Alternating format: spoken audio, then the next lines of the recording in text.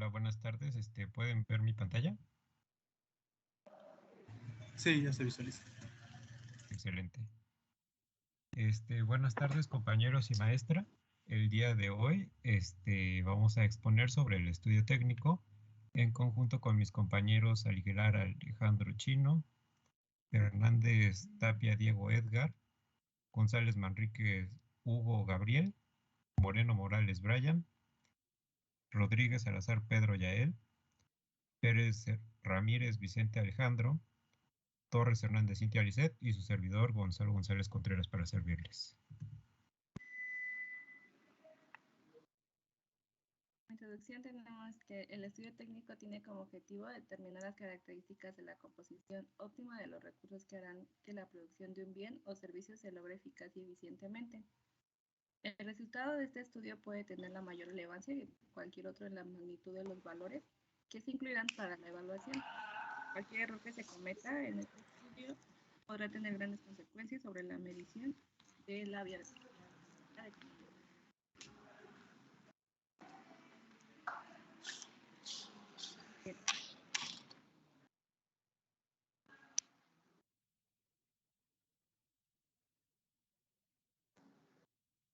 ¿Se cortó el audio?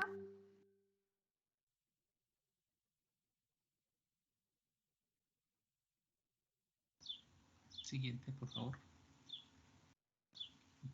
Bueno, yo les voy a hablar sobre la localización. La localización que se elija para el proyecto puede ser determinante en su éxito o en su fracaso, pues de ella depende la aceptación o el rechazo tanto de los clientes por usarlo, como del personal ejecutivo por trasladarse a una localidad o los costos de acopio de la materia prima. Siguiente, por favor.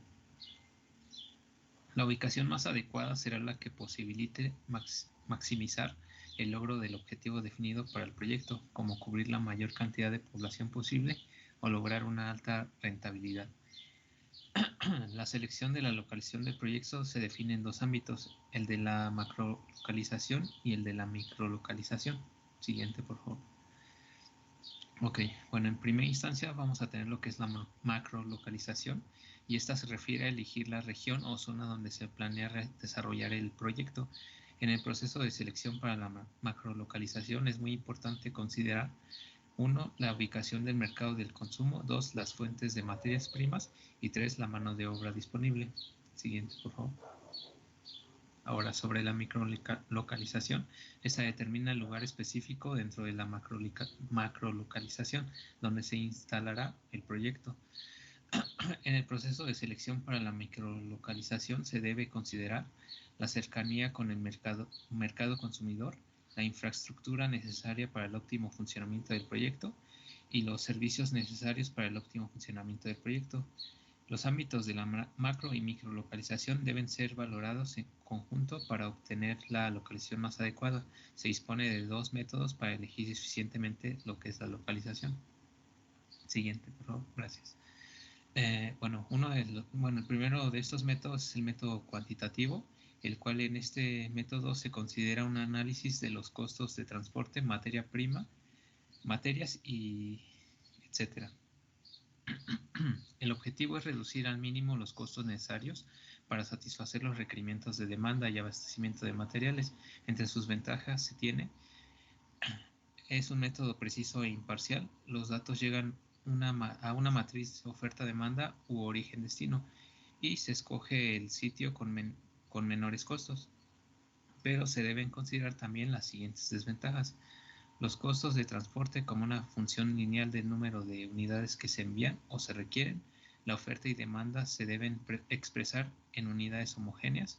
Los costos unitarios de transporte no deben variar de acuerdo con la cantidad transportada.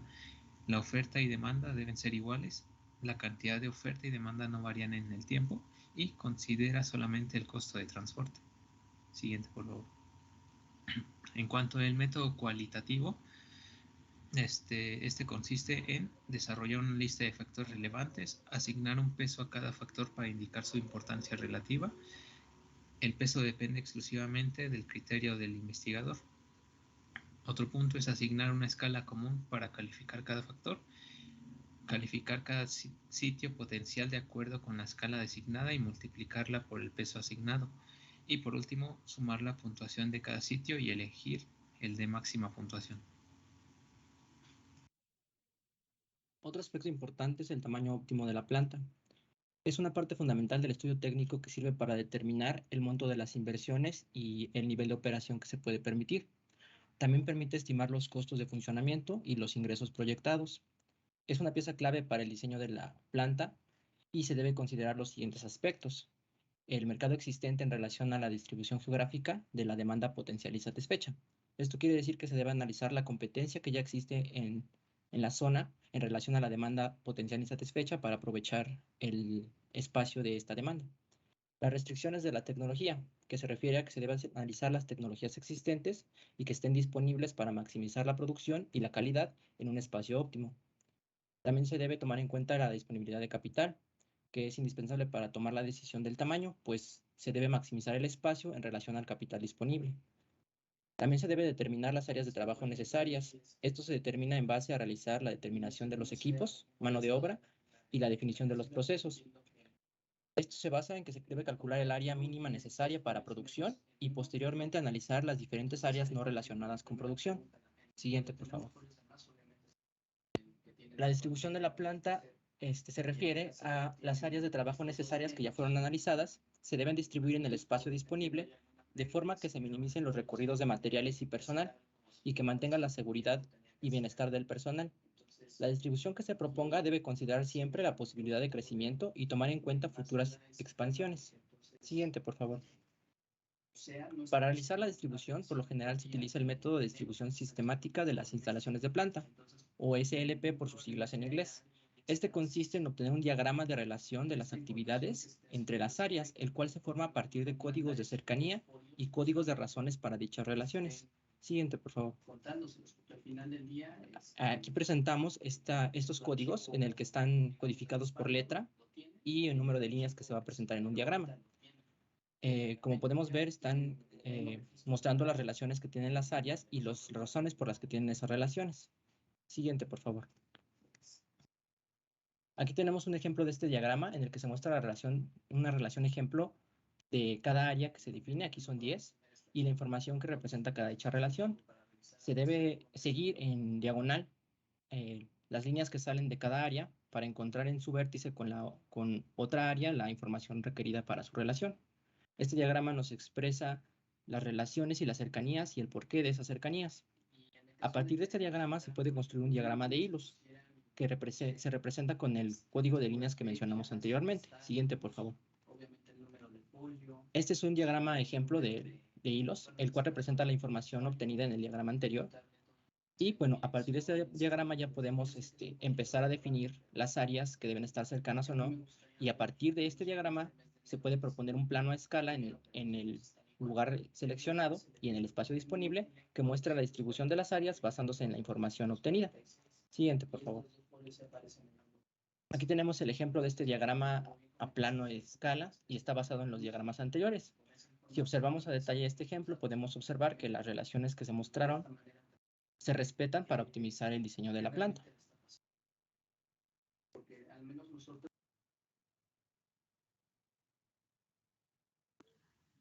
Un diagrama de bloques es la representación del funcionamiento interno de un sistema. Este se realiza mediante bloques y se establecen sus relaciones. Al igual, define la organización de todo el proceso interno, sus entradas y salidas. Además, este es utilizado para indicar la manera en la que se elabora cierto producto, especificando la materia prima, la cantidad de procesos y la forma en la que se representa el producto terminado. Siguiente, por favor. Un diagrama de flujo es una representación gráfica de las tareas, movimientos y recursos siguiendo una secuencia lógica.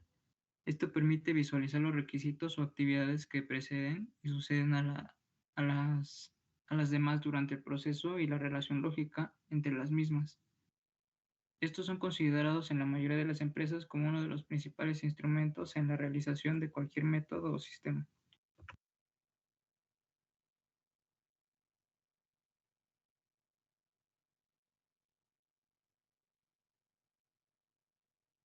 Bueno, con respecto a los aspectos legales, tenemos que todo código y reglamento, ya sea local, regional y nacional deberán de ser tomados en cuenta, ya que toda actividad empresarial o lucrativa se encuentran incorporadas al marco jurídico. Por lo regular, en la mayoría de los países que existen, se tiene como primera instancia una constitución o equivalente, la cual rige los aspectos del gobierno. Después de ahí se suelen tener códigos, ya sean fiscales, sanitarios, civiles o penales. Y por último tenemos reglamentaciones de carácter local o regional, que ya van más para un estado o quizás una región en específico del país en el que se encuentre. Aparte de esto, dentro de nuestros proyectos también tenemos que determinar la participación extranjera. Un ejemplo de esto podría ser con Facebook, que está teniendo ahorita problemas con la Unión Europea, ya que la Unión Europea no está permitiendo que Facebook tenga servidores con información sobre su gente en otros lugares que no sea dentro de lo que es la Unión Europea. Entonces, pues en este caso, o se acaba el proyecto en esas zonas en específico donde se cubra la Unión Europea, o Facebook cede y pone servidores allá donde contengan la información con respecto a esos lugares para poder estar abstenidos a las normas que rigen esos lugares. Con respecto a la normatividad aplicable, por lo menos en México, las normas oficiales se les conocen como NOM y son regulaciones técnicas de obediencia obligatoria expedidas por las dependencias competentes que tienen como finalidad establecer las características que deben reunir los procesos o servicios cuando estos puedan constituir un riesgo con la seguridad de las personas o dañar la salud humana. Estas NOM se pueden encontrar en muchos lugares, pero hay que destacar que esto es hablando en específico de México. En otros países probablemente las normativas técnicas tengan otro nombre. La NOM, por lo menos en México, debe estar revisada cada 5 años a partir de su entrada en vigor. El CCNPCE deberá de analizar y en su caso realizar un estudio de cada NOM cuando su periodo venza en el transcurso del año inmediato anterior, y como conclusión de dicha revisión y o estudio podrá decidir la modificación, cancelación o ratificación de las mismas. Es decir, si de pura casualidad algún sistema o aparato electrónico que ustedes hayan hecho, en la fecha en la que lo crearon, no había una normativa que afectara la distribución del servicio o producto, y después de un cierto tiempo sale una nueva normativa o una actualización con respecto a ese campo, la empresa se deberá de hacer cargo sobre los cambios que tenga que considerar para hacer el cambio, o pues en su defecto tendrá que salir del mercado. Las normativas oficiales mexicanas NOM son regulaciones técnicas de obediencia obligatoria expedidas por las dependencias competentes, que tienen como finalidad establecer las características que deben de reunir los procesos y servicios cuando se pueda constituir no, esto ya lo leí. Bueno, en México también tenemos tanto normas de seguridad como normas ecológicas, y estas son derivadas también de las NOM. Las normas ecológicas también se derivan de leyes que se establece la legislación ambiental y son aplicables para cada rubro ambiental, ya sea agua, cielo, suelo, aire, desarrollo rural, residuos, entre otros. Y con respecto a las normas de seguridad, la seguridad y la salud en el trabajo se encuentra regulada por los preceptos contenidos en nuestra Constitución Política, la Ley Orgánica de la Administración Pública Federal, la Ley Federal del Trabajo, la Ley Federal sobre la Metrología y Normalización. Bueno, como ejemplo práctico tenemos el proyecto de un sistema de gestión de servicios para los centros de apoyo polifuncional, CAPS, del Instituto Politécnico Nacional. Como macrolocalización tiene la Ciudad de México, ya que es en donde el Politécnico cuenta con los mayores planteles actualmente que están en servicio. Y la microlocalización será en Zacatenco, en el área de gestión administrativa, debido a que aquí se va a montar el proyecto en sus servidores, ya que aquí es donde se está planeando que a partir de ahí se distribuya a todos los demás CAPs del Politécnico. La siguiente, por favor.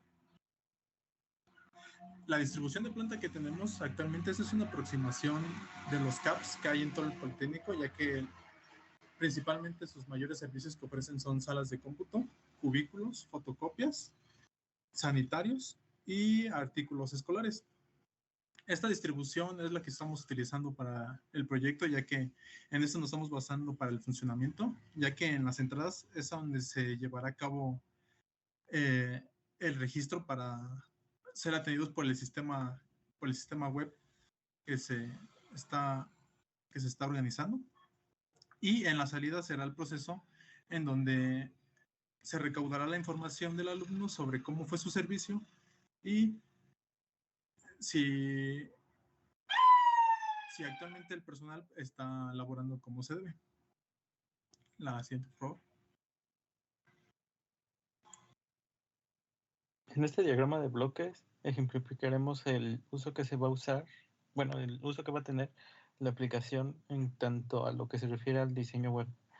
En este podemos ver, en este diagrama, cómo va a ir pasando a medida de que el usuario vaya usando cada uno de los servicios. Por ejemplo, primero entra a la página web, después se registra el alumno, selecciona el servicio, asigna al servicio el mismo sistema, registra la entrada y el alumno, ahora sí que el sistema pone como que se está usando el servicio. Al terminar el alumno de usar el servicio, ahora sí que se registra una hora de salida y se le provee al alumno por medio de la página web una encuesta para valorar ahora sí que su evaluación. Y por último se regresan. Siguiente. Por favor. Gracias. En este podemos ver que este es un diagrama de flujo. Este más que nada representa ahora sí que el proceso que va a hacer el alumno ya con el sistema integrado. En este se puede ver que el alumno va a ingresar al CAP y si el alumno tiene un celular o no tiene celular, ahí es donde va a haber una edición en donde si no tiene celular, la secretaría lo va a registrar y va a usar el servicio de manera distinta, pero si tiene el celular, va a escanear el QR, ingresar a la página y de ahí va a poder escoger el servicio y demás. O sea, ya cuando el alumno termine de usar el servicio, el alumno se irá ya después y registrará su salida. Siguiente, por favor. Bien, respecto a las normas técnicas, en el ejemplo práctico, respecto a la calidad encontramos, bueno, este diagrama fue proporcionado por una jefa de centro, específicamente del Casco Santo Tomás. Este diagrama ejemplifica el uso de la normativa ISO, que es de la Organización Internacional para la Estandarización, en su versión la 9000-2000, que es para fundamentos y vocabulario. Básicamente se utilizan dos subramas de la ISO, 9000, la 9001 y la 9004.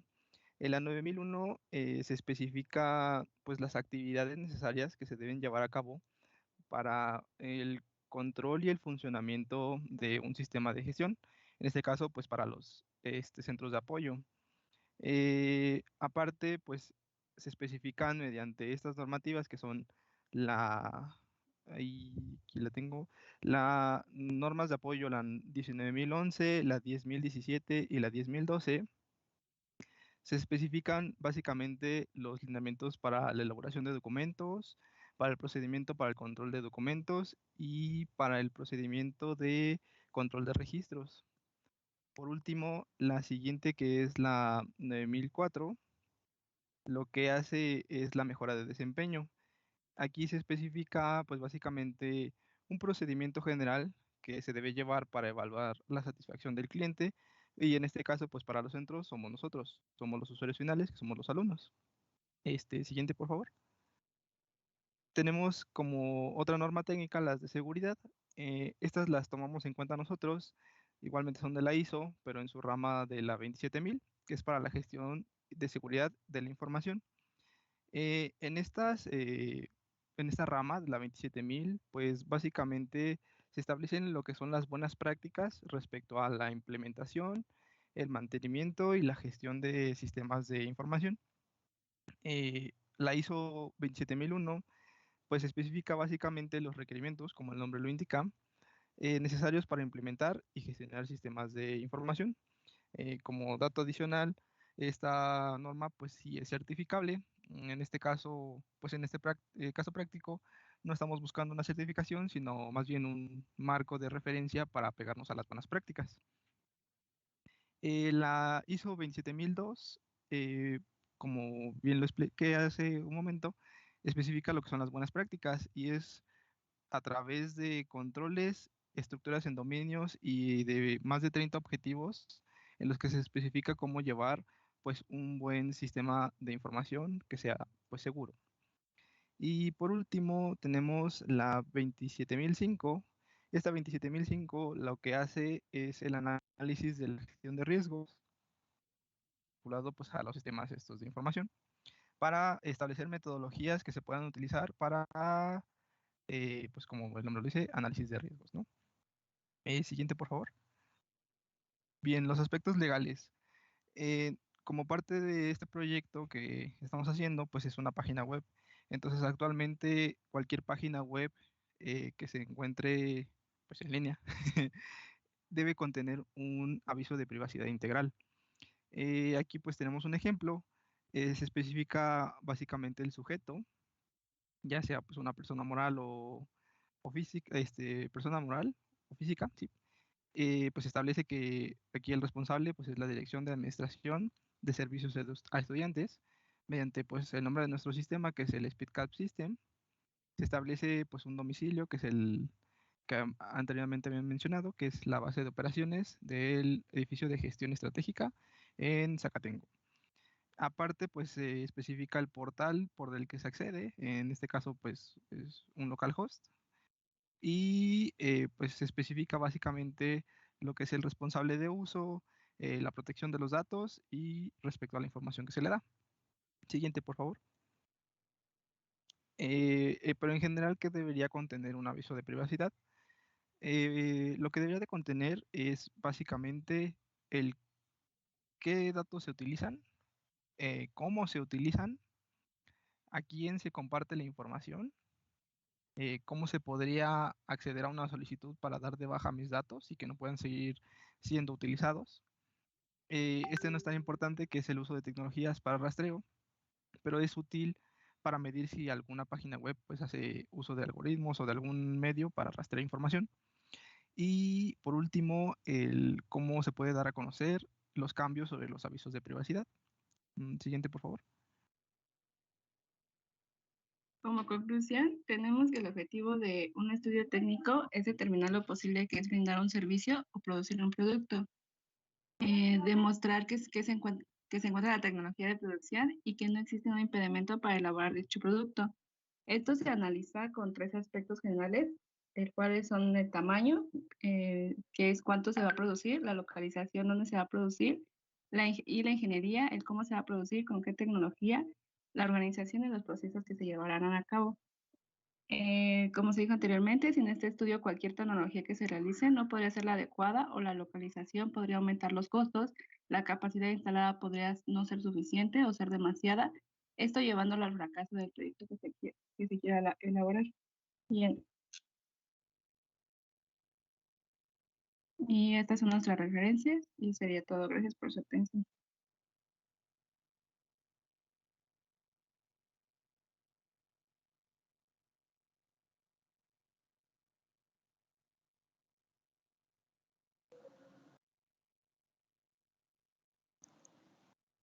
Bien, ¿pueden poner la diapositiva del diagrama de flujo?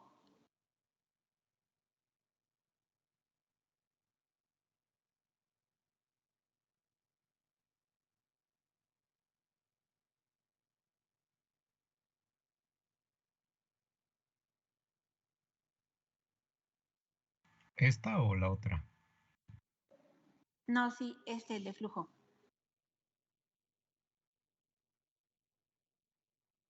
Bien, en donde está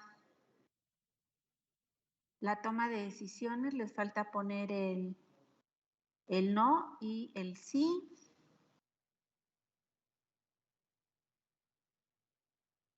Para la respuesta de no, pues obviamente la secretaria haría el registro y para el sí, el cliente haría todo lo demás.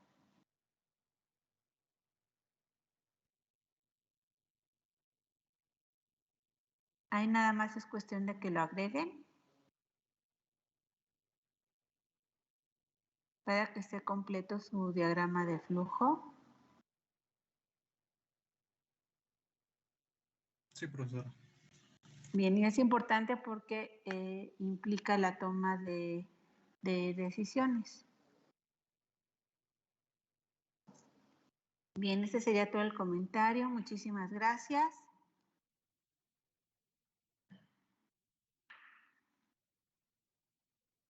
¿Hay alguna duda o pregunta? Los compañeros pusieron ejemplos muy acordes a la parte conceptual. A mi parecer quedaron muy claros. No sé si para ustedes también.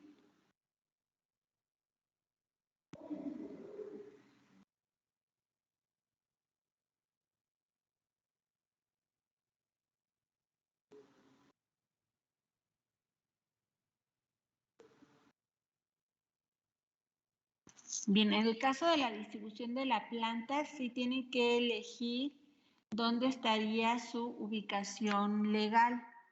Ustedes como equipo de trabajo, no sé si lo decían en su casa o decían establecerse en algún laboratorio dentro de la escuela.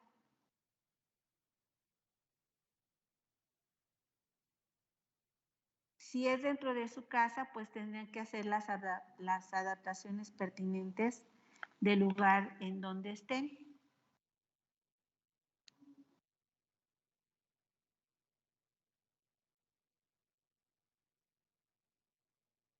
Vamos, en mi caso,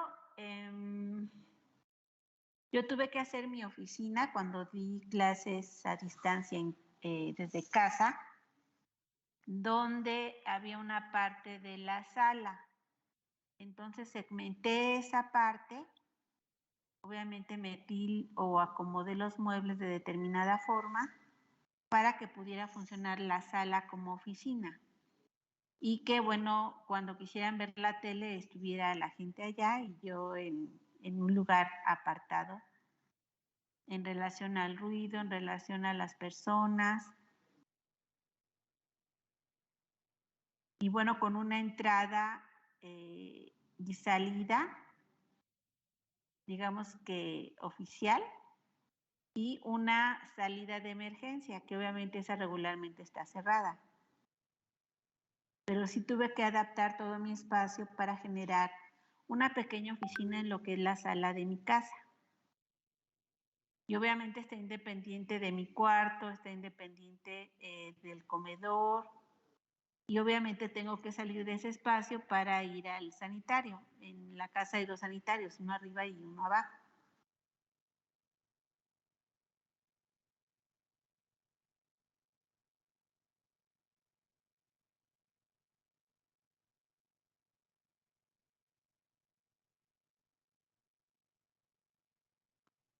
Bien, de nada.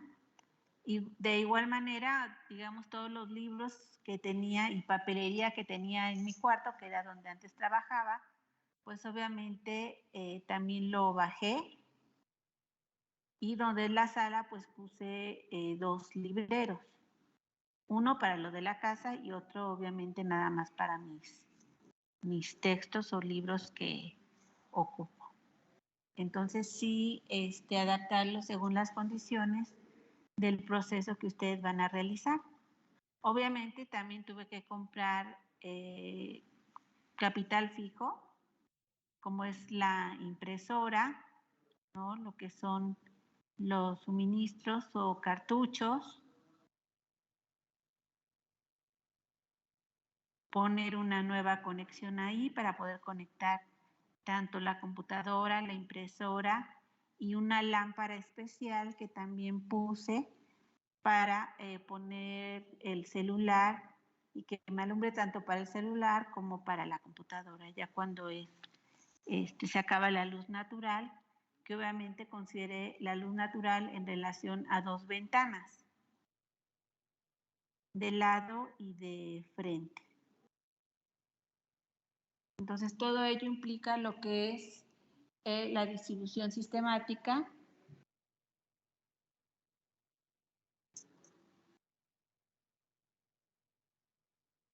dentro de casa.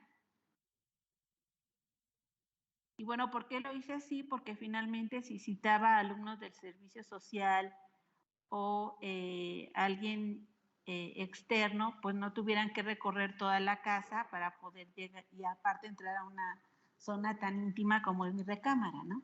Entonces sí tuve que generar una oficina pequeñita, yo creo que es de 1,5 metros por 2.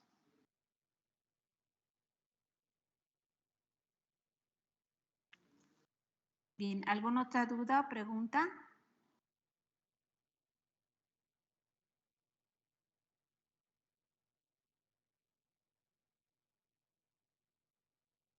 Bien, entonces el viernes comienzan a trabajar lo que corresponde a las 2 exposiciones. Sí, Jorge, ¿te escucho?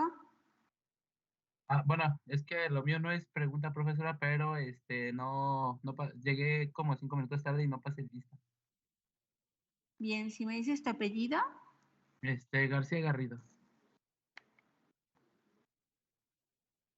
Bien, ya te anoté, Jorge. ¿Alguien más? Gracias. Sí, José yo, Ramón. Sí, Pineda Landeros.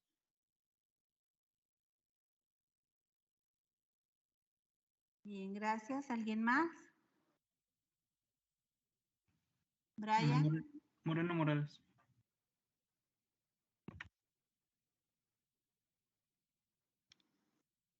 Bien, ya pueden bajar Jorge y Brian su mano. ¿Alguien más?